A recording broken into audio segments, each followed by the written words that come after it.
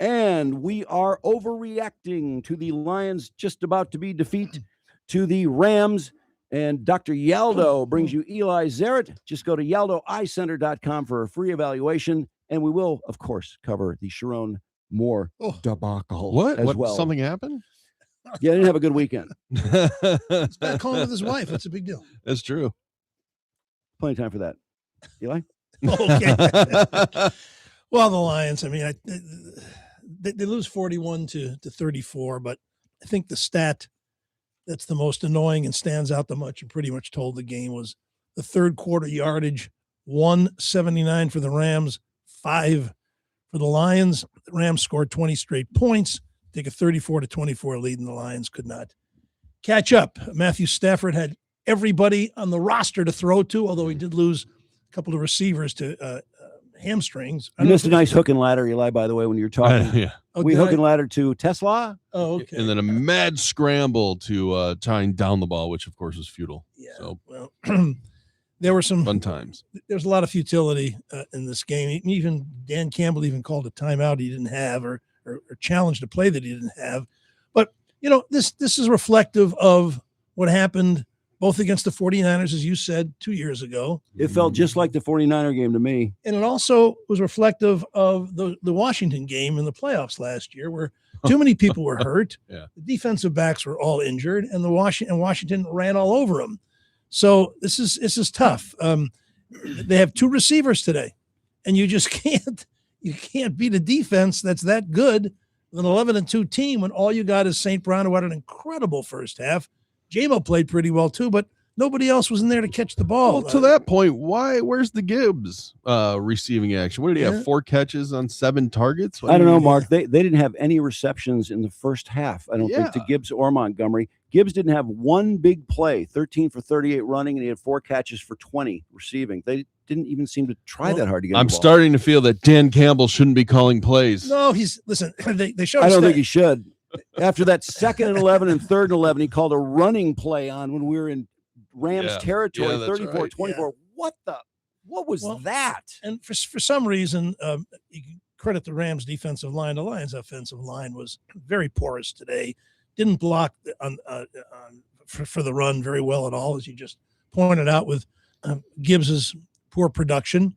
But they just don't have enough now. They're hurt. They lose their 3 top safeties, and Stafford's got all of his receivers, including all pros like Puka Nacua and Devontae Adams. And by the time they got hurt, the game was pretty much in hand. But it was they're still alive technically, but not really. They have 3 games left. They're 8-6. They win them all at 11-6. They could sneak in. I think they get in at 11-6, wouldn't they? Yeah, they'd have to, and what they have to do is they'd have to beat the Bears, who are 10-4 under their former great play caller that we're all saying Campbell shouldn't call the plays. We lost our play caller, and he has led the Bears. Did an incredible job. Nobody thought that, at least around here, thought that Ben Johnson would do that great a job. Does that not feel like a bigger loss every week? I mean, today we challenged a play that you can't challenge. Mm-hmm. We didn't know when to call timeout at the 2:25 or 2:30 mark of the second half. The play calling, I just don't feel like it's that creative. We're not fooling anyone. I don't know if you noticed, he's scared to go for it on 4th down. I think I was driving Eli nuts. For the last 2.5 hours, Mark said. That's because they attempted the field goal. What's his name, our kicker? Bates. No, it was the one where they punted on 4th and 4 when they were up. Yeah. When they were up, 24-17 at that time, I think. Right, but they also went for the field goal on 4th and 4. Also, the first drive they should have gone for it on 4th down. That was when Mark felt most strongly. We were moving the ball on that drive too. Yeah. And I think that's a lot of times when it works is when you can move the ball. Against the Eagles, they just couldn't do anything. I think that's a great point. It's a fair point. Yeah. They came back the next week, wherever they played the next week, and ran quite well. But that was kind of that was the first quarter where they gained 10 yards against the Eagles in that loss. So they also got boned on a bad call on that touchdown pass. Harkinson had 2 touchdowns. So they're getting plays out of their tight ends. Like I said, they had so many weapons, and the Lions depleted without Branch, without Kirby Joseph. With Laporta. Well, even defensively, there was the one defense back we never heard of. What was his name? I don't know. Turner? No, somewhere. No one knows. Eric Hallett. So great. But They gave up 519 yards. Yeah. Their runners got through the line. It seemed like every time they got to the linebackers and had a quick 5 yards. And the receivers were so open. It was crazy. Well, no pressure, man. Yeah. I honestly thought the turning point of the game, we were up by 10 points with 24 seconds left. In the first half. Yes. Mm-hmm. And we can't hold them without any points there. Right. I was in the car driving here, and Lomas Brown says, well, that's a victory for the Lions because they held them to 3. No, it's not a victory. When a team gets the ball with 24 seconds to go, you give up a field goal. I felt that would be kind of crucial. They gave it was a short field goal. Yeah. And they almost scored a touchdown because they were at the 20. Amon had a great Goff was great in the first half with just Jamo and St. Brown. I think he had 9 catches for 130 yards in the first half. Yeah. So, maybe, listen, they're depleted.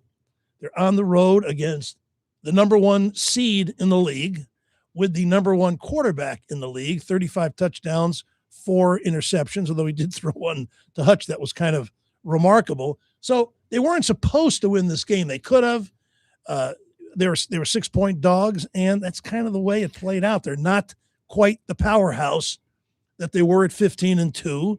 They have more injuries, and they have no tight ends. Mm-hmm. I feel like Brock Wright and Laporte are both out. I said about the 4th down a couple weeks ago, I feel like he's going for it because he's acting like this is last year's offense or 2023's offense. I feel like he's calling plays like it's last year's offense. The 2nd and 11, the 3rd and 11, running up the middle twice in a row, stuffed both times. Green Bay stuffed 4 straight downs and he went for it. Remember, close to midfield. I don't know. I just the play calling just is not well. Maybe it's just a matter of we just don't have the blocking, and so it doesn't matter what he calls. And he did complete 2 4th down plays. The 4th and 1, he threw it to St. Brown that led to a touchdown in the first half, and he threw on let's see. The Gibbs catch in the 4th quarter. Yeah. Or who? No, that was St. Brown actually caught that ball. Right. 4th and 1, he kind of just flipped it over a few guys, and then he hit him longer for 4th and 1 in the 4th and 1 in the first half. So they lose. You can't look at this one as the reason that the season may go up in smoke. There were 5 losses before this. They've lost every other game for what? Never 2 in a row. Or... Never 2 in a row. Next week's guaranteed. But the last 3 games are winnable, right? I mean, the Bears are tougher, but I still think the Lions can beat them. I don't. The Bears. I think the Bears at Chicago. I don't know. They should blow through Pittsburgh. They'll easily beat Minnesota. JJ McCarthy's been a huge failure for the Vikings this year. I think he's hurt again, but I don't know. But the Vikings are awful. So yeah, they could win 3 straight, but there's other stuff happening. They got they started the day as out of the playoff field, and also ran in 8th position. You got the Bears at 10-4 in front of them. If the 49ers win today, they're 10-4. And Seattle came back against Philip Stinking Rivers, right? Yeah. Seattle was 10-3. Yeah. This makes them 11-3. So the 3 wild card teams, because Philly's going to win the East. The Packers are going to. Well, did the Packers beat the Broncos this afternoon? No, Broncos are up. Broncos just won. It's official, 34-26. Okay, then the Bears become the division leader, and the Packers are now 9-4-1. But let's see if they win their last 3. We're still a game and a half behind them. We're in a tough spot. What are the 49ers? Did I ask what the 49ers are doing today? They won today. They beat. So they're 10-4 too. Mm-hmm. So the Lions are up against it. They have to win all 3 games. Oh yeah. I mean, there's just no way around it. Right. And if they don't deserve to win the playoffs. If they win all 3 games and make the playoffs, I just don't think they're going anywhere. No, they're not. They get too many problems. Not with that attitude. It's quite the overreaction. I know. Come on. I'm going to bring something up, and I never get anywhere with this, but I'll try it one more time. I don't understand why we are down 10 points and we huddle and takes down to the last second or to 0-0 before we snap the ball. You are a clock. Every play. You are a clock management maven. Well, I want us to. We should have a hurry up offense. Was Dak? Dallas was Yeah. using the hurry up against us. Yeah. They weren't taking the entire clock. They were getting up there quickly, and we just fuck around back there. I don't know what we're doing. Maybe It just takes so fewer- long. maybe Well, just you want to get fewer- the play right. Yeah. I mean, they knew it was a 2-possession game, right? They knew But that why do when you were need? with Why do you 9 need the minutes entire? left. Why do you need the entire clock? There's no way to speed it up just a little bit. Well, they were still. Oh, what do you want to give them 23 seconds at the end of the game to try and win it like they did in the first half? No, I just see I other mean, teams do it, when and there's it's not- because you're trying to preserve the clock. I don't understand why don't we they want ran a little bit of tempo, Yeah. but you're right. They did snap it late in the play clock. every I mean, But you time. got to make sure you have the right play.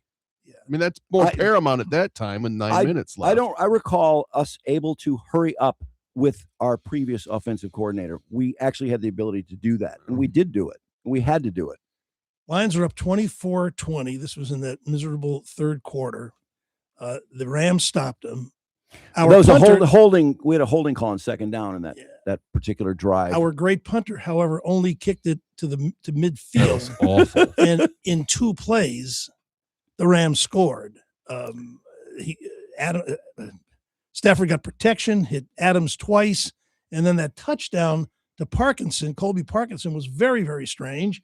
Not that they wouldn't have got it from, first and goal from the 1, but if there was a better angle, everybody was pretty sure that they dropped the ball, and the announcers and Dean Blandino all said it was a very dubious call Yeah. to call that a catch.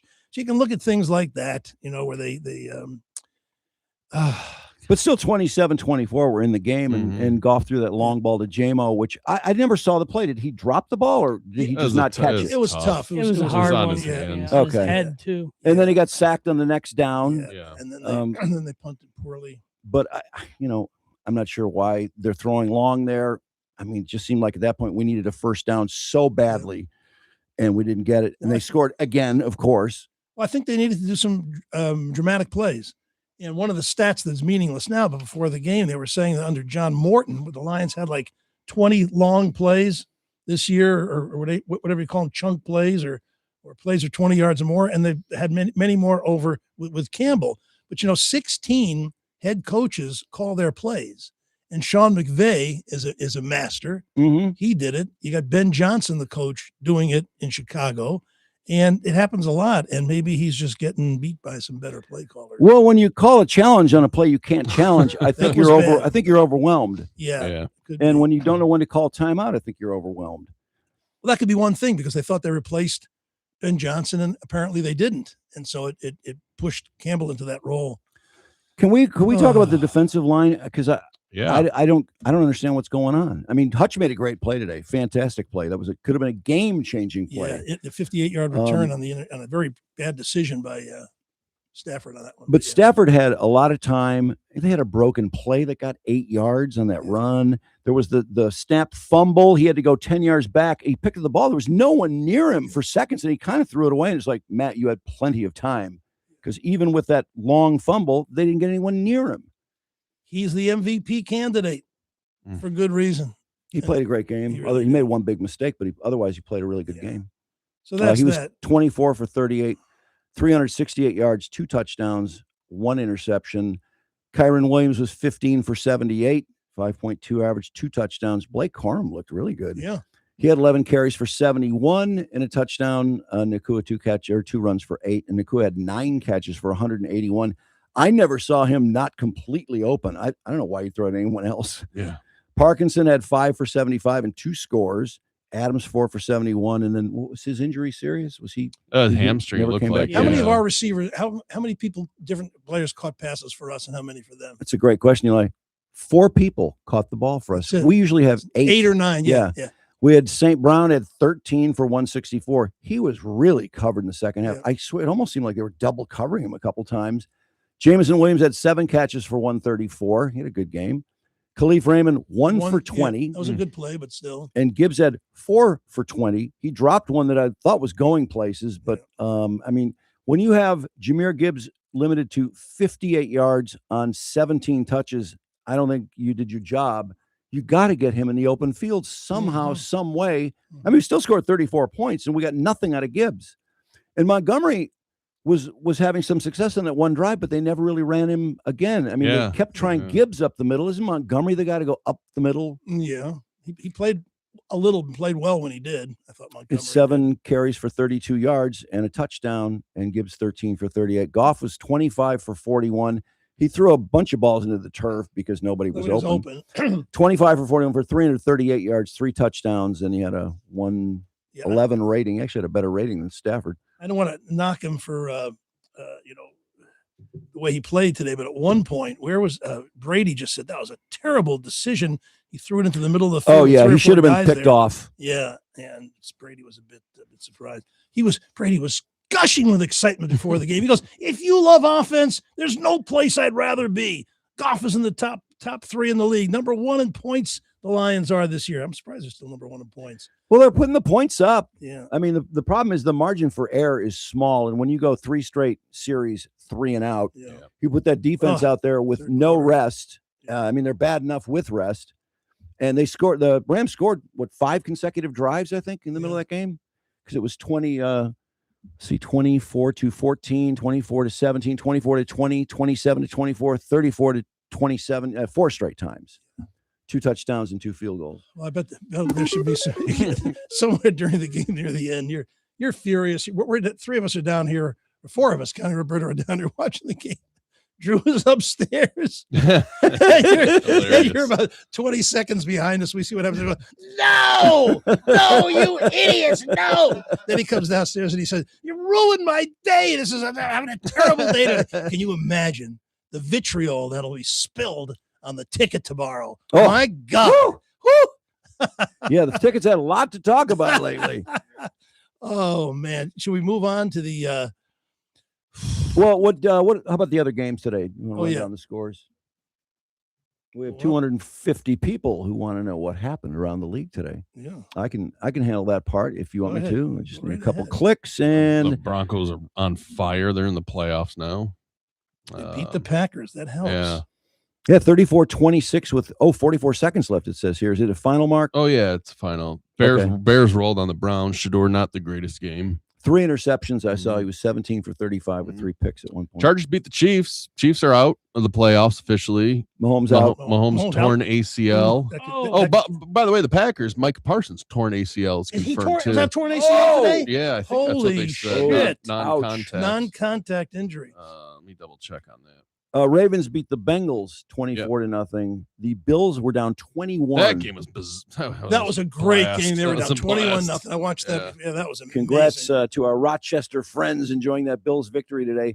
Commanders beat the Giants 29-21. The Eagles shut out the Raiders 31-0. Jaguars 48-20 of the Jets. The Jaguars are 10-4, aren't they? Yeah. Mm-hmm. What's going on there? Well, how are they doing it? Because I was looking at the quarterback ratings this week and I saw that what's his name with the Trevor Lawrence. Trevor Lawrence was like the 19th ranked quarterback. How are they doing it? They're beating bad teams. Yeah. Well, they won 48-20 over the Jets. The Texans beat the Cardinals 40-20. Seahawks come back with that late field goal. It looked like the Colts had bailed it out with Phillip Rivers with a late field goal. And then the Seahawks got a late field goal. And then, of course, Falcons beat the Bucks on Thursday. And Monday Night Football, Dolphins and the Steelers. I would like to know, it said before the game, the Lions playoff odds, if they won would be 73%. They lost 40%. But I wonder with Seattle winning, these are the other 3 in contention. Only 6 teams make it. So you got the 4 division winners. We should sign a petition to get the Lions moved to the NFC South. The Panthers are 7-6. By the way, did you see Todd after Tampa, which usually wins the division with his post game? Todd Bowles. My hilarious. God, who? Todd Bowles was just saying. Oh yeah, I've never seen a guy rip on his players like that. It was a please fire me press. Well, it was up there with Diddley Poo. Wow. Or was that Jim Morris Sr.? Yeah. Hey, Brandon, can you pull up Bijan Robinson from the Thursday night game? Bijan Robinson had to apologize for his post-game comment. Did you hear about this? No. He was describing a something from his childhood that was no longer appropriate after the game, and he got called out for that. We get on this. Dead leg 3-peat. You know what I'm saying? Oh, this boy grew up in the backyard. Hey, spear the queer. That's what we do. Spear the queer. Kill the carrier. Kirk, what is it about Kill you? the carrier. Smear the queer. You just Smear the queer. Dead leg 3-peat. You know what I'm saying? Oh, this boy grew up in the backyard. Hey, spear the queer. That's what we do. Oh, geez. Yeah. That's Well, that's the name of the game. That's a What's big- he? yeah. I mean, you're supposed to rename the game on the spot. but back to the line, what the Lions are up against at 8-6 with Seattle winning. These are the three going for 2 spots. You got Seattle 11-3. The 49ers win. They're 10-4, and now the Packers are 9-4. But the Lions have got to pass have got to pass the Packers, and they don't play them again. So I wonder what the odds are, but I think they're below 40% right now. Mm. Anyway, Well, I don't like that game being at Chicago. I think that's tough. freezing weather. At Green Bay, they should certainly win. They should. No, they're not playing Green Bay. Oh, I'm sorry, you're saying- Vikings. yeah. Vikings. When do the Bears play Green Bay? Is it this Thursday or something like that? The Bears Yes, play on the Green 20th. Uh-huh. So I guess you got to hope for the Bears to beat the Packers this time. Last time we wanted the Packers to beat the Bears. Remember? Yeah. Now you want Now you want the Bears to beat the Bears Packers. to beat the Packers. That would drop them to 9-4-1. I just don't believe that the Bears are that good. I mean, who have they Yeah. beaten this year? They beat the Eagles, right? Yeah, they have an easier Yeah. schedule for sure. Yeah, They've just kind of done the job. But they have momentum, right? They're on yeah. fire. They're seemingly healthy from what I know. I can't believe they're that good either. I don't think their quarterback's that good. I just don't believe Williamson is that good a decision maker. Caleb Williams, right? Well, He wants to run. Brandon's got Todd Bowles. Oh, cool. Oh, geez. This Thursday. This is so great. What do you tell them in the locker room after a game like this? It's inexcusable. You don't make excuses. You gotta fucking care enough where the shit hurts. You gotta fucking care enough where the shit hurts. It gotta fucking mean something. What does that to you. mean? It's more than I don't a know. job. It's your fucking livelihood. How well do you know your job? How well can you do your job? You can't sugarcoat that shit. It was in the fucking excusable, man. There's no fucking answer for it. There's no excuse for it. That's what you tell them in the locker room. Look in the fucking mirror. And when you drop a lot of F-bombs, you're hoping it doesn't get replayed. Exactly. But it's too late for that. Not anymore. Wait, you got to know where the shit hurts. Is that what? Can you play that first part over again? Yeah, well, saying, you have It's to pretty clear, want it. Drew. I don't know what you're you have talking about. You have to I'm not want it. familiar with that. It's an old saying. It's an old Make idiom. excuses. You gotta fucking care enough where the shit hurts. You Yeah, gotta fucking You care. Well, got if to you care lose the- enough where the shit Right. hurts. If you lose, it's got to hurt. Where does the shit hurt? In your anus? The I shit. don't know. I mean, it's your heart. Your Okay. It has to hurt you. I'm not familiar with that expression, but I'm happy to have it and to add to my repertoire. Where the shit hurts. Shit can be good or bad. Shit's a very Yes. versatile word. Yeah. You know what we did not get into, and I know people love talking about the Lions endlessly, so I'm just going to extend it a little bit more. Mark wanted to go for it on 4th down so bad on the first drive of the game. Yeah. He wouldn't let it go. They had 4th and 4 at the. I mean, look, once he missed the field goal, Oh. it was hard to argue with Mark. But Dan Campbell, I feel like he's starving us the 4th downs that we should go for it. So we'll start begging him to go for it on 4th down because I didn't understand that worked. either. He missed 7 in a row. He's coming off an 0-for-7 streak. They were moving the ball. He's only going to go for 4th down if he really has to. I think at this point, he didn't have. It was the first drive of the game, and he figured he's got the kid in there. He's a great kicker. Let's get some He points. knew it was going to be a shootout, though. Yeah, I mean, I think it was pretty safe. Even to say that- Tom Brady told us it was going to be a shootout. If you like offensive football, he said, I'm so excited to be there. No, No place I'd rather be, he said. I was surprised that they didn't go for it. They're on the 25. They needed to get to the 21, and we had made some nice chunk plays on that Mhm. drive. And then the other time, we were on our own 29, 4th and 1, and we went for it, and we got it. Didn't we we got 4th down twice today, didn't we? Yes, 4th Yeah, and 2 1 for 2. twice. Mhm. One to St. Brown and 2 to St. Brown. In fact, And we kind of had to, but why did we pass on 4th and 4 on the 25 on that first drive? He just wanted to get something. yeah. I think so, yeah. And Bates worth a shit, by the way. He got a kick blocked against Dallas. Yeah. Hasn't he missed a few that he shouldn't have? He's also He's hit a some kicker, 65 right? yards. Yeah. They're not perfect. Oh, that Yeah. line drive that Yeah. against Dallas. Whatever. Okay. The frustration. I just thought I'd mention it. Oh, God. All right, let's move on to a happier story. Our school, University of Michigan. I tell you, This story's hilarious. I'm not feeling that great these days. I got a bad knee. I got a bad shoulder. And my body's racked with inflammation. And I look at this and I go, I just must be old and out of it because I look at the former students like Adam Schechter and Nicole Auerbach who have this, this platform, and they're making excuses, withholding judgment on Moore and Oh, Adam and- Schefter was he was the ass of the day. Yeah. People were stunned at what he said because we already knew that he had Right. barged into her place unwanted after badgering her with texts and calls. And we didn't know she dumped him on Monday until the hearing. But he said, it's really not fair to say anything until we hear his Both sides side of the story. Yeah, right. What And do you- Nicole Auerbach was outraged that when they fired him, they didn't have somebody from HR in there. Come on, the guy's making $5.6 million a year. You're gone. Well, and security though.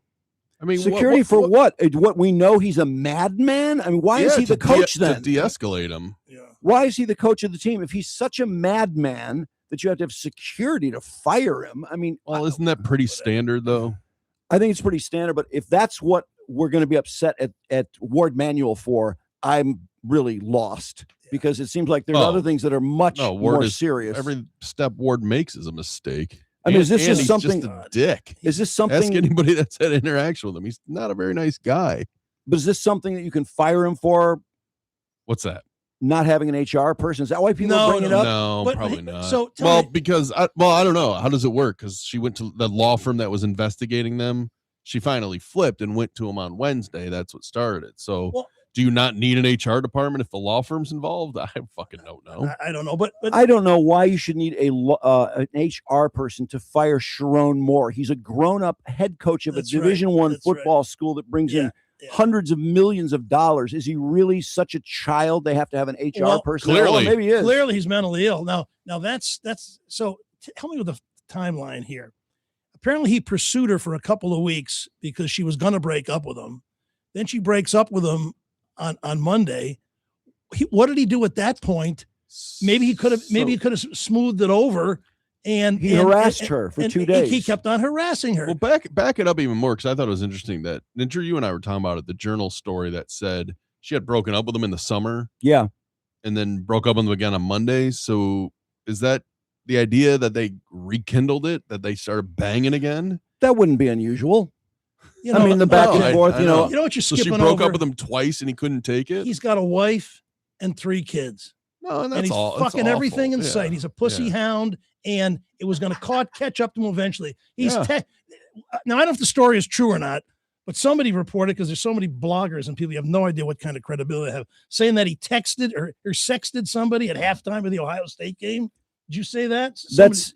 I'm not sure that's verified. Yeah. He was messaging OnlyFans models. That's verified. In fact, there are screenshots of him messaging. What's her name? She's the one. Mia Mia Sariti? Yeah. He messaged her a few times. Oh my God, is she hot? Yeah, He you want me- to see him? Here's the messages. So, he messaged her, Friday, which I'm sure we'll talk about. Before that, June 6th, where he sent a fire emoji to something she redacted. April 21st, you didn't come, did you? Which was a story that was redacted. I mean, she's redacted everything that he got a Is it boner over. C-O-M or C-O-M-E? C-O-M-E, so he spelled it wrong. April 10th, so only 11 days before that, fire emoji. Before that, I will for sure. We don't know what he's talking about. But then there's some sexy pictures she had that he put fire emojis and when do I get to take you out? And dang, I wish I could see you. Yeah. So, but on Friday, when he gets out of jail and he's bonded, he wrote, can't believe you just waited to attack me like that. Anyway, I just want to say have a blessed night. That is all. Focusing on God more and more than ever. He goes. I mean, he's a big God guy. He goes. Oh, he believes in God, all right. Yeah. First of all, like Diddy. That's right. What did Diddy say when he's going to go beat off? God is the best. God is the best. God is That's the right. best, Yeah. I thought, was it you? I thought the best line of all was when the story came out that he picked up 2 butter knives, and then you said, No, the quote was several butter knives. several butter knives, and you said that's just as dull as his offense. Oh, that wasn't my joke. wasn't I your joke? repeated that joke. But yeah. But here's the thing: Well, he had some scissors too. Yeah. he blames his concubine, this Paige, whatever her name is, Shiver. My blood is on your Oh, hands. nice naming her. You Nice ruined my journalistic life. standards, Eli. She's been named Why- She's been named she- 1,000 I know, times. but you Wait. know what? They won't name her in court, and the papers won't name her. Why Just won't they the name her? Daily In, Mail. why won't they name her in court? Well, because she's a victim right now of a domestic, right? So if you're a victim of domestic violence, if you're someone's wife, for example, they don't use your name.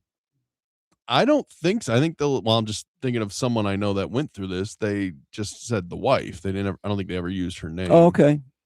I don't know though, but maybe that's a court. Well, thing. I've noticed that a lot of the newspapers and the media of record type places will not name her. Yeah. Is that just because she's a victim? Because I got the impression that there were people that before she was a victim, or before we knew all that story, would not name her when he was fired. They wouldn't say I named her name. her. I saw her name so many times. If I was not supposed to do that, I No, humbly it's Eli, apologize. it's fine. But here's the deal. He blames her for ruining his life.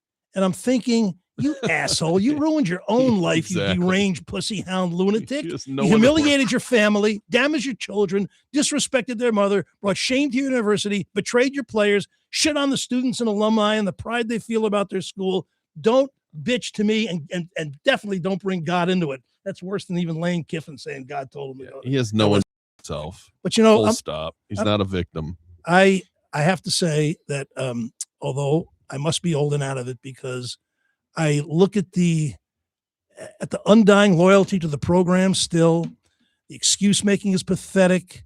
I don't care if they hired Ted Lasso for this job, anybody, but the bullshit is so high with Michigan the last 3 or 4 years. You got to, I mean, they're leaders in best. How about the leaders in bullshit? I used to think Michigan was better than the other schools. They always said they were. It's marketing. Although they let me in the school, so their standards aren't that high. But I'm thinking, where's my loyalty to this program? I'm not a starry-eyed freshman anymore. Can't believe that I'm there to watch these great players, play in this incredible field that was so attractive to me. And, the pomp and pageantry of college football and all that. They're no better than anybody else, and they're probably worse than most. So I'm surprised that they've put up with all they put. I mean, all of the fans, you mean? Crap. Not just the fans, the school itself. Yeah. It's virtually everything that happens is like, Ryan Day's brother did that. You bought a cheeseburger for somebody. I don't think that's that unusual for college football fans in general. Well, but they're doing it a lot. I don't think they're had, that much different than many college football fans, the hardcores. I really don't. But they've had I think a lot of college football fans are psycho. But when you have like this scandal after this scandal after this scandal after this scandal, and you have an excuse for every one of them, it just starts to get stupid after a while. $490 million payout to Doc Anderson, and Bo knew it. His own son, Matt, told him that he was diddled by Dr. Anderson, and Bo did nothing about it. Why? Because Anderson provided steroids. That's my feeling. But not only that, Eli, people were saying that, that's Bo's adopted son. That's not true. People did. Mark, that's true, isn't it? That's the first I've heard of that. That's hilarious. I'll look it up after the show. But yeah, I won't say who said it, but someone said that's Bo's adopted son. He didn't say because he's adopted, that's why he's lying, but he put that into. And there were people who said I think Dr. Anderson was a good doctor, including Jim Harbaugh said he was a good doctor. Yeah, because he never did anything to Harbaugh. That's why he said it. But he did. He said Bo would have settled it by dusk if Bo knew. He said the quote. I think it's simpler than that. I think Bo didn't want to believe it was true because it was the early 80s, because that kind of shit was weird. But he was told by multiple people. Doesn't matter. I don't think he wanted to believe it. What Bo liked about him that was more important. Not saying it's right. Was that the team doctors would say a guy's not ready or available, and Doc Anderson would approve him to play. Exactly. He provided him with steroids the same way Richard Strauss, the Ohio State guy, provided steroids to people, and that's why they didn't get him either. But did you see the article in Deadline Detroit about how men protect men? Did you read that? No. I should send that to you. Just all over the place, and I mean, look at Jeffrey Epstein, the people that covered for him from years and years and years. But whatever. It's Michigan's problem with Chiron Moore was the fact that he wasn't ever vetted properly, not as head coach, but when he got the promotion to offensive coordinator, which he really got was because Matt Weiss was a little computer freak. Right. Okay. Well, yet Stallion. You're telling me they didn't know that he was this kind of pussy hound? That's and if they really want to stick by that, that's insanity, and that goes to one person. I think they tried to Ward Manuel. Period. I think they tried to investigate, and they kept on denying it. So they did have a outside law firm investigate. You're talking about the relationship, or when he was? I'm going back even further. Why couldn't they take his cell phone and look at all the shit he had going on in there? I mean, I don't know. Are they allowed? That's what investigations do. Yeah. I don't know. My understanding was at one point there was an investigation where he asked the two people, "Are you having an affair?" And they both said no. It's like, oh well, what can we do? Yeah. Well, the law firm was investigating. They said it was a ongoing current investigation about the relationship because that is who she contacted on Wednesday. She didn't contact the university. She contacted the investigators Oh, okay. and provided them with documentation then. So, could they have looked at his phone back in October when the official tip came in and they started searching it? I don't know. I would hope they would have. If they have a law firm investigating, they can tell them there's an investigation because there's so much smoke around you. We have no choice but to do this. So therefore, you have to do that. But I want to go back to when he was hired. He was suspended twice for NCAA violations. He deleted text messages in the one investigation, and they promoted him to head coach with no additional oversight. He's got OnlyFans on people he's following. He's got like 12 OnlyFans chicks. He's messaging them. It's all over the internet. People are writing about it. It's in Reddit. Wait, you can't follow OnlyFans chicks? Well, no. Is that illegal? No, Mark. After Shemi, honestly, it's not. But after Shemi Shembeck and the racist tweets, they should have someone monitoring their social media. You're also forgetting about another hire that totally wasn't vetted, and that's the hero Connor Stallions. I mean, that guy was not vetted at all. Wouldn't you want to know your head coach is following OnlyFans people and tell them to get them the fuck off his thing and stop messaging because them? you are as much of a mascot for the university. You're a face of the university. I'm being a little ridiculous. Of course they should have, and they should have told him to knock it off. But if he wants to keep doing it, he's got to keep doing it. I don't know if that's a fireable offense. Is that a morals clause? It's probably not a fireable offense, but I'm just stunned that was still up when he was in jail. People are all over his following because they're going, look at this OnlyFans. I didn't share my password with anybody. So I think they were looking for him for months because, first of all, why did they hire, after Harbaugh, a guy with no head coaching experience anywhere? Because he was part of the championship team. I'll tell you why. What the fuck does that have anything to do It's with because anything? it was the end of January. It's the same trap that Michigan State fell into when D'Antonio quit and they had to hire somebody fast. So you hire the wrong guy and you set yourself back. Yeah, you further. fuck yourself over 100%. Isn't it ironic how Michigan State has a much better week than Michigan? They hire Pat Fitzgerald, who's a good coach. Great hire. They get a $400 million donation. $400 million donation. Yeah, from largest some dude. ever. Yeah, largest ever. $290 million for athletics. And the biggest before that was Matt Ishbia with 32. But well, I just want to add one thing to this joke, and that is that had he beat Ohio State, he probably would still be head coach. Yeah, I wouldn't doubt that. It wasn't until after they lost to Ohio State that the smoke got real. I mean, when it got within the administration. It's because nobody feels bad that he's gone. That's kind of the irony of it, because nobody thinks he's that good of a coach. Didn't you think, other than Harbaugh, when after this affair came out, and then the OnlyFans and allegedly texting for a foursome after they won the championship, I just thought about Tiger Woods. I mean, exactly. She came out today and said that was bullshit. The foursome. Yeah. Oh, well. Okay. Sarita did. Yeah, she gave an interview to TMZ. She was at a Michigan game though. She actually posted from a Michigan game. I don't know if she gets multiple the tickets. times. I don't know if she gets the tickets from him or not, but I mean, they are communicating, and I mean, we saw some of their exchanges, which is pretty dumb. Is she from here? Michigan. Yeah. I don't think she is from here. I mean, he's messaging with OnlyFans models. He's trying to take them out to dinner or whatever. I mean, I don't know. What was he saying? I want to see you or whatever. I mean, you read the messages. They're all stupid. Why is he's married and he's the coach of Michigan? Why is it that black men chase white women, but white men don't chase black women? Can't answer that. Maybe because there's a total dichotomy. Maybe because you were setting up a joke. No, a 100% dichotomy. Well, I mean, there are more white women. There are cases where it happens. Men will chase any women. Yeah, exactly. The third comment that really bothered me, obviously Schechter and Nicole Auerbach, but you mentioned Jamel Hill. I like Jamel Hill. She's although she's a of course you do. I like. Did you go to Michigan too? Michigan State. Okay. Anyway, but she was. I liked her when she was in Detroit. You know, I talked to her a lot. But her thing, because she's a provocateur, says that white men like Patino and others bang their underlings and they get another chance, but black guys don't. Well, they don't break into their girlfriend's apartment and threaten them. Right. And they don't beat off to somebody who's supposed to be teaching the players not to rape people. he's going to get another job someday if he can rehabilitate himself. And I can't envision the press conference with his mother there like Tiger did. But he'll get a job somewhere. Maybe it'll be at a historic black college down south, or a school in a because all things pass after. Or Jim Harbaugh, maybe we'll hear him. Jamel Hill's comment, by the way, or her statement, among others, before we start painting his firing, Mel Tucker's and Emi Udoka's as some kind of indictment of black male coaches, let me remind you of the following names: Hugh Freeze, Bobby Petrino, Rick Pitino, Mike Price, and others. The difference is who gets a second chance to be a head coach, and you can guess who gets another chance. Well, those guys didn't do what Mel Tucker and Rick Pitino's a Hall of Famer. Yeah, they also win a lot. Sharon Moore. Well, didn't Pitino pay for an abortion? By the way, speaking of abortion, I mean, that was the big rumor we heard that really blew up after the Ohio State game. Probably not true. Well, are we ever going to find out? Yeah. Well, apparently, because that was the one I was like, really? Apparently, we her heard father, about the philandering, but then, I mean, that's a different level, isn't it? Yeah. Oh yeah. Her father. Hello, doctor. It looks like I need an abortion. But it can happen to anybody. So who are they going to get?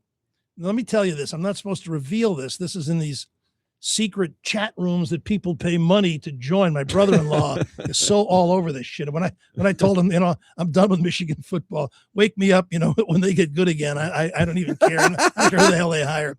So this is from the top moderator reporting on the search on this site where people pay money to get the inside information. And this moderator basically says, I want to quote him word for word, but he's more confident today about a very good hire and direction. There's some good people involved, a ton of interest from great coaches, a lot of which you've already told you, or maybe they mentioned a few. So there's more to be excited about in terms of player retention, although you'd think all their players are getting attacked from, or agents are calling from all over the country. Well, I know Georgia already reached, Tommy Carr, who just committed, Georgia already reached out to try and get him. Yeah. And he says, as bad as it sounds, given where this was headed and what we know was going on with the previous coach, better it came to a head now. Michigan is going to be much, much better going forward, barring something disastrous. But who's out there? Okay, as far as coaching goes, you can't do much worse than Chiron Moore as a coach. Well, but great recruiter. But you a lot of people are delighted with this because it means that he's gone. Exactly. In fact, I just want to tell you, which is probably why so much of these rumors got leaked. Who are you going to get in a minute? You got to hire a guy in a minute. Fish. Jed Fish, he's not that great. What? He turned around Arizona. He held Washington when everybody left after DeBoer went there. I wouldn't be that. Is he the greatest name? No. Would I be upset with him? No. How about Eli Drinkowitz? I would love that. Really? Yeah. Really? Look what he's done at Missouri. Dillingham's not going to come. Mark, can you pull up Jed Fish's career record? I'm just curious. Sure. It's not going to look that great, but look where he was. I just want to mention, as all this is going on, it's spinning, and I'm all over the Plus, internet. he's Jewish, Eli. I know. I'm up for that. I'm reading whatever I can about. Better not fire his ass. Sharon Moore, Jamel Hill, Jim Harbaugh hasn't processed it yet. Who cares what Jim Harbaugh thinks? That's what he said. Jesus. And I'm watching Barstool because I think, well, Barstool probably will have some good stuff on this. And Dave Portnoy is doing a show with 3 other guys. He's on the Zoom, and they're talking about. Oh my God, he broke into her place. He said, my blood is on your hands. I mean, what's up with this guy? He really lost his shit. And when were they investigating? Everybody knew about this. Why didn't they fire him sooner? And and Portnoy just interrupted everybody and said, just shut up. That's yesterday. Look ahead. Who are we going to get for a coach? I'm with him. I agree. I'm with him 100%. That is Way to how go, Portnoy. A ton of fans look at this. Yep. It's just transactional. Yep. Once he's fired, it's not the University of Michigan's problem anymore. This sport is a massive soap opera from why it's top the best. to bottom. Incredibly popular, incredible athletes with bone-crunching competition. But look at the shit that go. And so got the coaches running everywhere, unfettered free agency. You got the bad actors, the Kiffins, the Brian Kellys. Yeah, say something nice about college football, Eli. You've been shitting all over it. It's incredibly attractive. I'm just down on Michigan right now, and I don't want to pretend that I really care. Whatever. I consider college football to be I'm a Michigan basketball fan. There you go, and I'll explain hockey. to you in a minute. College football is just like one big glutton. They just need money. Yeah. It's all transactional. It's just like this guy. And I love watching college football. I'm not saying I don't like it, but the guy, Lane Kiffin at Ole Miss, he's never been in a college playoff, and he has to leave when his team gets in the playoff. Uh-huh. Are you fucking kidding Because me? it's That's always crazy. about the sport is always about what's next. It's unfettered free agency. Remember, It's He's crazy. never been to a playoff before. These are his team, the guys he recruited because he's such a great man and stay with me for 4 years. Well, they probably don't say 4 years anymore. And they took him off the scrap heap at Florida Atlantic after Florida Atlantic, is that the school? Yeah. Nobody wanted him, and they hired him. And they paid him well. Well, And they gave him a raise. the offense, wasn't he the coordinator at Alabama for a few Yes, years before yes, that? yeah. And then No, got, I'm not saying- got in the fight with Saban. Yeah, but when he Oh. was on the mat and was at Florida Atlantic when nobody wanted him, Mhm. they hired him. They gave him a shot, and he worked up from 8-5 to 12-1 this year. And he's in the playoff with all these guys who worked together all that time. He's like, fuck it, I got to take this LSU job. He can't. You mean to tell me if he told LSU, no way, I'm seeing this through. If you want me that bad, you'll wait and you'll understand. No, apparently he didn't say that. Well- Now, the Tulane coach got the Florida job. He's coaching the playoff. He said, I'm coaching the playoff no matter what. Yeah, Well, I think a lot of that has to do with moving within your same conference from Power 4 to Power 4. It's the wrong You know. thing, though. You You have think an entire you think Ole season. Miss should have let him coach? He should have told them, I cannot do anything until the season's over. Should have told Ole Miss? Should have told Oh, He should have told LSU. LSU that. You got to finish your job. Why does no one have any Well, integrity about because I anything? believe it's got a lot to do with the calendar right now. No, I understand that. But Eli, he's under contract. He's got them in the playoff. He's never been in a playoff before. The school's never been in a playoff before. And he says, fuck it. I'd rather have this other job. See you. Well, according to him, both Pete Carroll and Nick Saban, and of course God said, "Go ahead and do it." So he got. No, it's but- him. but, He you know, did it. Nick Saban didn't do it. It's his job. All I'm saying is, if he doesn't give more of a shit about his school, why should the fans give a shit? Why should we care about what jersey anybody has on? It's totally they may transactional. care there, but we're just into the soap opera. We don't care. In fact, the controversies don't detract; they enhance the interest in the sport. Look at the NCAA. From all the years of student athlete shit, they roll off into a fetal position and are totally ineffective. The Supreme Court. And here's what I love: the week starts with Notre Dame being the laughing stock of college football. Everybody's ripping on them, from the Big 12 commissioner they're Yormark. babies. And so they're going to take their ball and come home. And so now here you got Michigan and Notre Dame, the two most storied, most winningest in college football, right? Wins. Mhm. Yeah, more wins than anybody. And the week I starts with prefer most winningest. That's how Nancy Kerrigan would say it. what did she say? Most winningest. Oh, geez. What a jerk. What So- was her quote, Mark? Wasn't this most stupidest? Most She was when stupidest, She was yeah, on the The parade. yeah, float. Walt Disney It's World. the most stupidest thing I've ever Yeah. done. She was right. I mean, she was right. So the week She starts was. with the most storied program, Notre Dame, being called the laughing stock. And I'd love, this Paul Feinbaum is a riot on ESPN. Yeah. Here's what he said about Notre Dame deciding not to play in the bowl game. They're not in a conference. That's their own fault. They think they're too good to be in a conference. And had they joined the ACC, which they, by the way, are a member of in every other sport, they would have played for the ACC championship game. They would be in the playoff today, and they wouldn't be a bunch of sniveling crybabies. And really, quite frankly, in my opinion, the laughing stock of college football. Alabama, what did it do? It beat four top teams. It beat Georgia, the biggest win of the season for any of the CFP entrants, other than perhaps the Big Ten winner. And quite frankly, they Lost to lost at Florida the State. end, but we discussed that And they lost to ad Florida State. nauseum, that game probably should not penalize them, and it did not.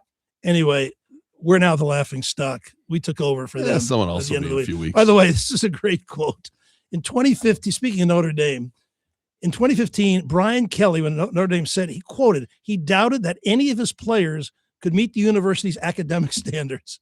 And this is a school known for the best academic standards. The same thing with Michigan. The multiple billions in TV deals, the portals, the transfers, the coaching contracts, the buyouts, the abandonments, the endless bitching about the playoff system, which has always been a mess and continues to, where you got Tulane is in the playoff. They lost 45 With a 10? Jewish quarterback, Who? Jake Retzloff. Oh, I didn't know that. Yeah, he left BYU. Well, I like them.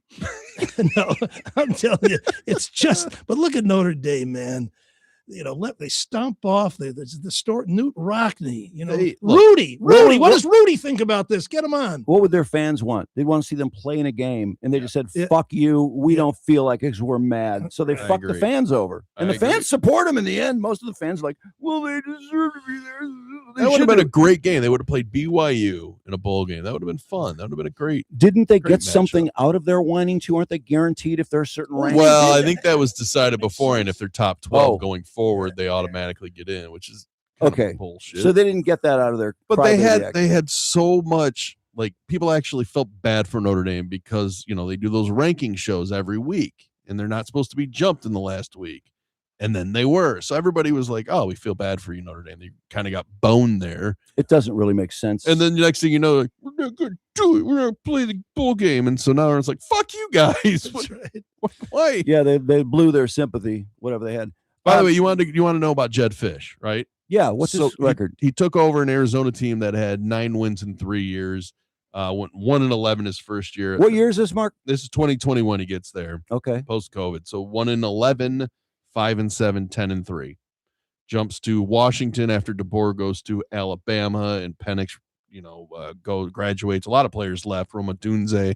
They lost a lot on that Washington team. He goes 6-7 and then 9-4 this year, and just won his bowl game on Saturday. Big. He went big over. He's been all over the place. I remember there's a good story about him too. When he was at Florida, he was going to school at Florida, and he put a letter on Steve Spurrier's car every single day to work on the football team. And finally, Spurrier's like, "Fine, come on in," and was a grad assistant. Sounds like Diddy. Remember Diddy? That's right. You're right. Uptown Records. Hounding him and hounding him. Hopefully, they're very, very different. By the way, is it true that Sharon Moore went to a Diddy party? Yes, in 2018 at the Kentucky Derby. But he was nobody in 2018. What was he? He was just he'd been hired at Michigan, but he wasn't He's a anything tight ends special. coach, man. Yeah, and Come he said like "Don't stop, never stop" hashtag or something, which was Diddy's. What's his slogan? on. Something like Can't that. stop, won't stop. Can't say. Yeah, there you go. Well, the most. Think of all the poon he went after that night. Oh, he was psyched to go. He's bragging Why? about it on Twitter. Are you okay? Are you surprised that his wife was seen with him today at his lawyer's That office? surprises me that she let him back in the house. I'm thinking, Mm. where's In the this- picture, did you see the picture? No. No. All right, let me find the picture because he's pushing the baby. I was going to say, which is going to happen first? Michigan hires she- a coach, or she divorces or him. she enters the transfer portal. Oh, I feel sorry for Oh. her. No, she's the victim. Yeah. The kids are the ones that are. Oh, And she looks miserable. I don't know if you can see me. My computer, Roberto, is it working? There she is. There they are, yeah. leaving his lawyer's office to. Oh, and a he's baby pushing- carriage he's pushing. Yeah. Oh, what a Pushing the good baby dad. carriage. Boy, doesn't he look really involved Does in he have a pushing that Michigan baby? hat on? I think No. you should keep a baby carriage with him at all times so people can't Oh, rag him she- too badly in public because he's got the baby. I mean, look at her face there. Look how just she's probably spent the whole week crying. I Yeah. wonder what she knew. Did she know that he was a pussy hound? She had and to have. Paige Shiver followed each other on Instagram. Oh, And I read what's wrong with her? What a little bitch she must be. Well, But Paige was she- his executive assistant. It's not and that weird, is I, it? I read that No, but Paige is texting and acting like the buddy of the wife of the husband. No, she's that's fucking. nuts. Then that leads my next question. I want to know from you guys. She is still employed by the university. Should she be? I mean, she lied to the investigator. well, her superior I know, it's- hit on her. I know. There was and a that's- power imbalance. Yeah, Yeah. she will. Well, She will good get a one. lot of money out of this, or she'll keep her job. I'm sure she'd appreciate the money more than the job. But but she knows what. I mean, she knows what she was doing is wrong. Believe me, the blame is 100%, well, 99% on Sharon Moore. He must have really showered her with gifts and stuff. Well, yeah, showered her well, with 50% raise, 58,000 to 90,000. Only when she making got the 90 job. though, and he's making 5.6 million. So there was whatever. I just want to say that I do like Michigan basketball. Dusty May is the antithesis. Can he coach the football team? I'm done. I think you should make him athletic director like they did Bo when Cannon retired. But anyway, what an amazing hire he was. And I tell you, I could ask you, who's the most successful GM in Detroit? Is it Brad Holmes?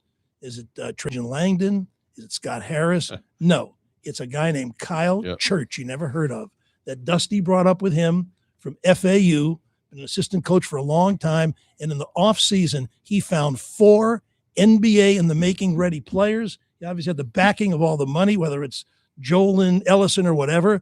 And he's got 4 guys that probably never were considered to go to Michigan. probably weren't recruited, may not even know where Ann Arbor is or was, and we don't care. It's like, thanks for coming. Let me show you where the Diag is. But and now they're amazing. They're number 2 behind Arizona, right? Yeah, Arizona's pretty What good can too. Arizona have done that's better than Michigan Well, they basketball? just blew out Alabama yesterday. Maybe they started higher, but this team, this $3 million forward, Lindenberg, Yaxel Lindenberg, he is a pro right now. He is amazing. good. He was bombing 3-pointers when they beat Maryland last He night. took over that game. Didn't he score 10 in a row when they were down Yeah, 9? just amazing. See the guy from Illinois? No, that's No, that's Morez Morez, Johnson, yeah. who's a bull. So much fun But- to watch. But they play so hard. They play tenacious defense. Mm-hmm. They move the ball beautifully. They're Dusty May has done an amazing coach, and this Kyle Church. And all 4 of these guys are probably going to leave. They'll go out and get more. The funny thing is, and I don't want to go back too Well, far. 'cause Johnson's got a couple of guys have another year, don't they? Yeah, Johnson, Morez. and- I don't know if and Bordeaux does. Yeah. yeah. Well, hopefully they stay. But back when baseball got free agency in 1976. Oh no, it's going to ruin the game. There's not going to be no more Al Kaline. There's going to be no more Ted Williams. This guy's going to be moving teams. The fans going to be disillusioned. Well, all it did was make the game far more exciting. Now teams could hire Reggie Jackson. They could get Catfish Hunter. They could do all these things. And so that's what it is in college basketball. The problem, though, as Drew has brought up, is that the lower rung schools, like, by the way, my niece from Virginia was in town, or I met her in Cleveland to do some work there. And I said, Vot, she said, we don't call it Va Tech down there. They either call it Tech or just Tech, maybe. Virginia Tech. I don't know. Tech. Whatever. It doesn't matter. Yeah, there are people I think get offended. Who gives a shit? You know what we're talking about. Right. And the last thing I got is this. I grew up as a boxing fan. There was no MMA, and boxing was on television. There were such great stars in the 50s and 60s. Then Ali came along. They were on television. By the way, I don't want to forget this. Tommy Hearns has did you read the article by he's disappeared? He's been located though, Oh, correct? that's good. That's a yeah. But anyway, so here you got Jake Paul, and I don't quite get it. I want to ask you a gambling question. I mean, I can't believe he's going to fight on Netflix Friday night. Anthony Joshua, who was beating Vladimir Klitschko. He is at one of the top 10 heavyweights of the last 10 years. And Jake Paul, the YouTuber who was fighting, Nate Robinson and 58-year-old Mike Tyson and a bunch of washed up MMA players. What is he doing? How old is this guy? He's 36. Oh, he's 9 years older. Yeah, he's not. Yeah, but he's not 58. Yeah, he's 9 years old. But still got Jake Paul still has an advantage. Well, in that, but in that respect, Josh's about six inches taller. Has he fought recently? He's fought he fought in September, I think. Oh, okay. So he's still pretty active. Yeah, but he took this fight on short notice because Paul's was it Gervonta Davis? One of his opponents dropped out. So I don't know what kind of shape he's in, but so Mark, the betting is minus 1,200 to take Joshua to win anyway. That means you got to bet $1,200 to win 100, whereas Paul is plus 700. So if you bet 100, you win 700. Are they trying to bring money in on Paul? I'm surprised that. I mean, well, he's they're really probably trying to even it out. Yeah, if you're he's that big an underdog. He really is that big an underdog. Yeah. I wouldn't think Jake Paul would never fight anyone he couldn't beat. Yeah, and he can't beat this guy. I'm not sure why he's doing it with no shenanigans. This is looking like maybe his ego run amok. It's possible. I'm going to watch that Friday night. Not think about Michigan unless Michigan basketball.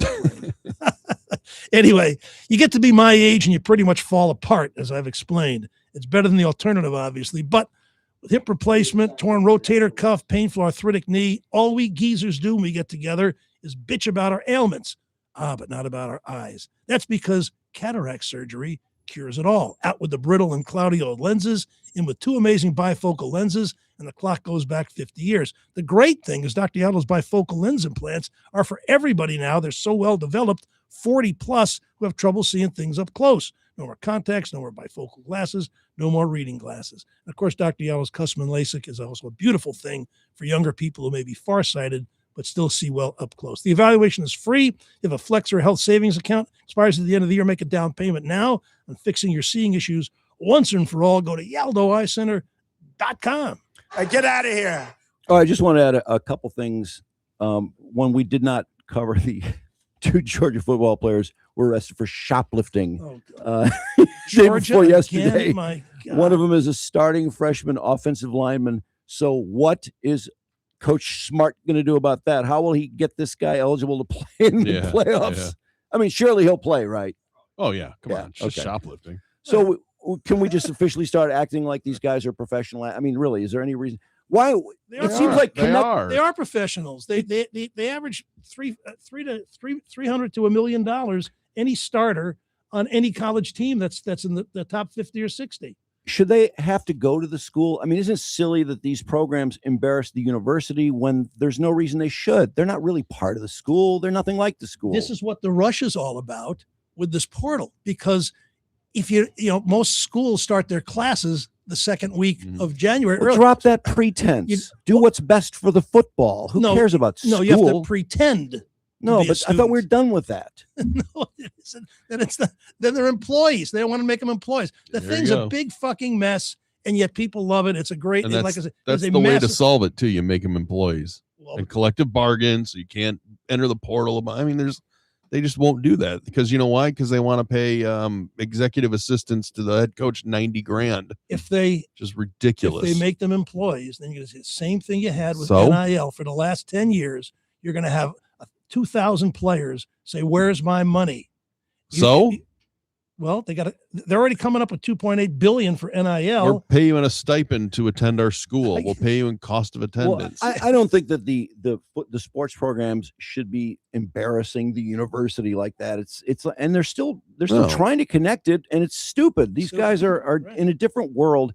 And the office of the president in Michigan put out a letter that I thought was pretty funny. A bunch of people sent it to me, and I think people were getting a laugh out of it because they're acting as if everything was just fine before this happened. Here's what Domenico Grasso, is he actually the president? No, Mark, you said? I thought they had made him president though. They keep referring to him as interim president. Okay, then maybe he's still interim. But he's got to be on top of this, of course. And this is the part that's funny to me when they try to act like everything is being done the way anything would be done. The high morality, right? Yeah. Dear colleagues and students, earlier this week, the Department of Intercollegiate Athletics, just say the fucking football team, the Department of Intercollegiate Athletics dismissed head football coach Chiron Moore with cause for violating university policy by engaging in an inappropriate relationship with a staff member. When the findings of a university investigation into Coach Moore's behavior were presented on Wednesday, he was immediately terminated. There's absolutely no tolerance for this conduct at the University of Michigan. None. Never has been. I have been in close communication with the Board of Regents. We are united in committing to doing what is right. Okay. Wonderful. The breach of trust by Coach Moore is painful for many in our community, first and foremost for individuals directly involved in the situation. Yet, who else would it be painful? Eli's pained by it. Fuck him. Yet our swift, decisive action reflects the university's staunch commitment to a campus culture of respect, integrity, and accountability. All of the facts here must be known, so the university's investigation will continue. I encourage anyone with information about this matter to confidentially contact you. I'm concerned, blah, blah, blah. Make that confidential so it doesn't get out. Our community has worked diligently in recent years to strengthen a safe and respectful environment for all. We must remain steadfast with these efforts. Each of us shares an obligation to uphold our values. If you become aware of any violation of UN policies, I strongly encourage you to report it through the university's compliance hotline. I have tremendous faith in the University of Michigan and the principled work our faculty and students carry out every day. Together, we will move forward with integrity and excellence and reaffirm our dedication to serving the public good. Sincerely, Domenico Grasso. Okay, so I understand you're acting as if, and maybe you really believe, because he hasn't been around that long, has he? No, I don't think so. Ono left about a year ago. Something like that. Yeah. And I wonder if the investigation will get into some of the other things, which, this reminds me of when Connor Stallions happened. We are cooperating fully. And then you find out like a year later that Jim Harbaugh and Connor Stallions never turned their phones over. Right. They were the only ones. That Jim Harbaugh never was interviewed, refused to be interviewed. That's not cooperating fully. It's not even close. And you even left out the other stuff like Matt Weiss, hacking computers and everything. Matt Weiss that happened on that's December. An actual crime too. I saw Jim Rome. But Matt Weiss coached the bowl game 10 days after his house was raided. You sure about that timeline, or is it 10 days after they were notified? I thought his house was, well, whatever. It doesn't matter. Well, December 22nd or December 23rd is when the event happened. Whatever it was, they didn't they go into the office because someone had been hacked or something like that. Anyway, something was up, and he coached the game. And then when he was busted for, I don't know how many thousands of people, but there were hundreds of women on the university campus who were hacked into, who were never informed by the University of Michigan. Yep. The FBI informed them over a year later, and now they're all suing. Massive mistake. Giant, I mean, that's the kind of shit that this investigation should get into, is to knock that shit off, because I don't understand why they didn't do that. You know, you're right. Why would they not inform them? Probably because they'd all go, "Oh my God, the football coach is looking at nudes of me. This is fucked up." And then enough of them would say it, and it'd have to be reported, and it would be embarrassing for Coach Harbaugh. They're going to play Texas December 31st under Biff Poggi. Mm-hmm.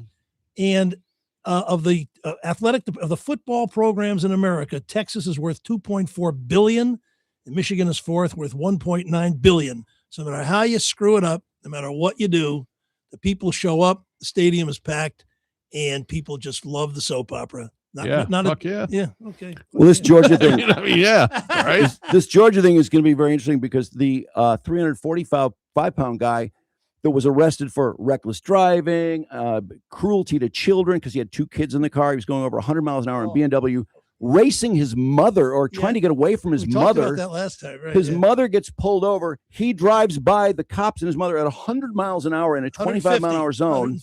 150 in his brand new BMW. And when they bring him in, he bitches that the cops can't drive. They're gonna have to drive. So anyway, he's never played it down at Georgia. He was, I guess, a red shirt. So smart. He's off the team. Zero tolerance. And then these guys get arrested for shoplifting. And I bet you zero tolerance is going to have a little tiny asterisk, because the running back is a reserve, but the other guy that was arrested for shoplifting is a starting offensive lineman. So I have a feeling he'll play. We'll see. Can't kill anybody shoplifting. Yeah, but it's hard to say zero tolerance. You shouldn't say zero tolerance, because you can't have zero tolerance. Nobody can. Of Not course. in this sport. And that's any realm. Yeah. No, unless you really mean it, and nobody really depends how much money somebody can make you. It's when the value of a person. When the Tampa Bay Bucks said zero tolerance for Antonio Brown, we knew it wasn't zero tolerance. He blew zero tolerance before he ever went to practice. And what happened? He got in a fight. And what happened? Nothing. He helped them win a Super Bowl. Yep, and he scored a touchdown. Because he can make him money. Yeah, and that was after. You think Tampa Bay fans care? No. That was after he spent $10,000 for a fake vaccination card, because he didn't want to be vaccinated against COVID. Everybody's doing that. And he stiffed the guy. Aaron Rodgers did that too. That's right. He stiffed the guy. He stiffed the guy. He never paid him. So, all right. Get out of here, Eli. Yeah. Thank you for joining us on YouTube Live. We had a lively audience there. The chat was flying there for a while too. And of course, this will be available tomorrow along with the rest of the show. All right, Lila, chill out. We got to get some commercials.